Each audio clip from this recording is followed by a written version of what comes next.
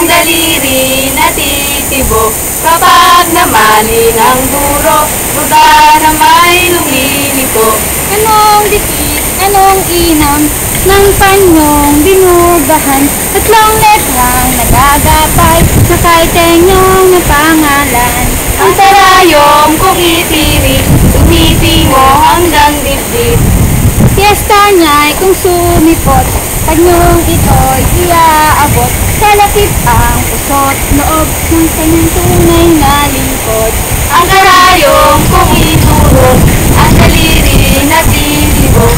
Hoy di kanyo si Julia, pati panyo'y sinisi. Pagpanyo ng ibig, tinatapos ng pilit, nang wag daw mapulaan, na binatang pagbibigyan. Fiesta niya'y kung sumipot, panyong ito'y iaabot, kalakip ang puso't loob ng kanyang tunay na lingkod. Huwag daw mapulaan, na binatang pagbibigyan. Panyo pa'y sasamahan ng malinaw na pagmamahal.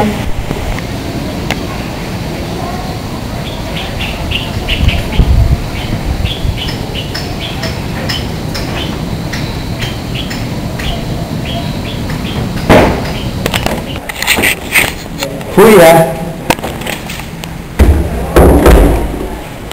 tignan ko binubunda mo. Huwag natin yun, masama ang pagkakayay, nakakahiya. Isang sihit lamang hindi ko lang ituin, ganun lang. Ay, Sa ibang araw, oo pagkatapos, ipakikita ko yun sa iyo.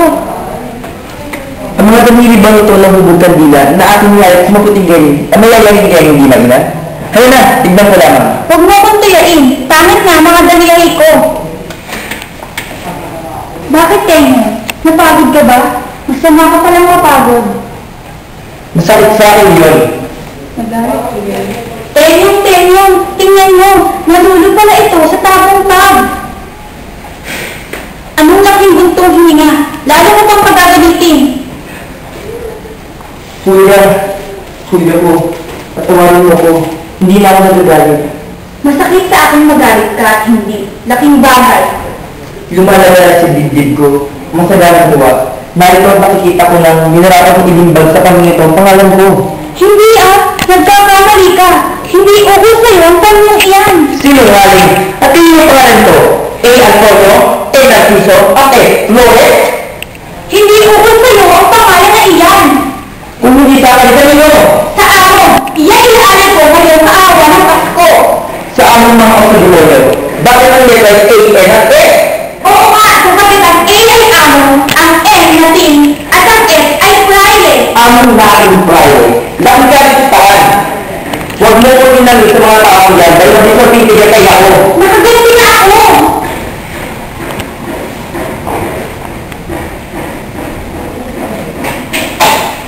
Kuya, sabi ko sa akin na katotohanan. Kung di sisira ba ko to, saan mo nga ba?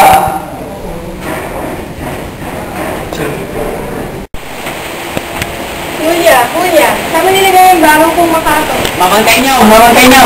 Na paano ka lupa? Binakit mo ang tatang mga nung voluntarya ng Santa Maria. Di yata din mo si tatang. Opo. Saan kayo nila? Sa Bulacan daw po dadalhin. Yan ako lumakaroon kung sino si tatang. Hindi ka sandali. Kasama kami kuya. Kuya, matapos ka. O sa mundong sinungaling.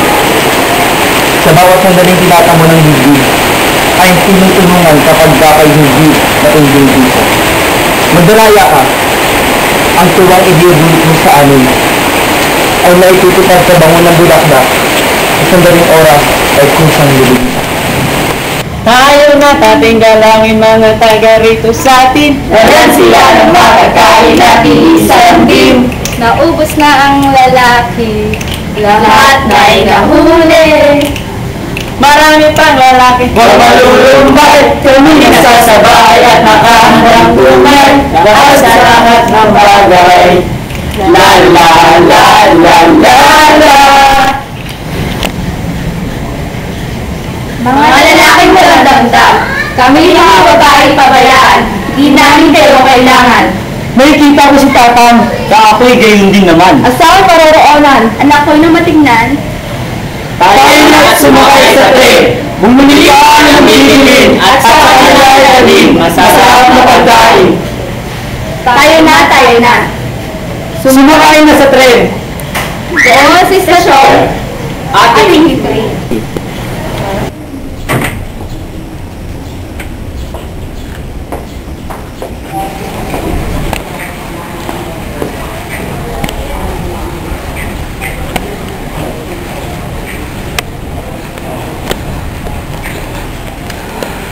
Si Kapitan Luis. Eto, nag-reso sa amin. Maraming tao ito. Kasi po yata, kung hindi man nasol, marahil filibustero. Sapagkat, kung siya'y sumulat, maraming kabayo kay. Hindi po ako kabayo. Hindi ko sinasabing kabayo ikaw. Kundi, kung sinusulat niya ang kabayo, may kay. Na lahat ng siya pinapalitan niya ng kay. Masamang tao yan. Mabuti, mamamatay na siya. Marcelo. Sigip lang Piton, sigip lang Miguel, at ang West Dipas ay daragdagan ng rason. Hindi ko sila makakain, Hindi mo lang rasyon ang sinasabi ko sa inyo na dagdagan. Ay ang pagkain, hindi naman sa akin kung hindi sila kumain. Mabuti nga'y mamatay silang lahat.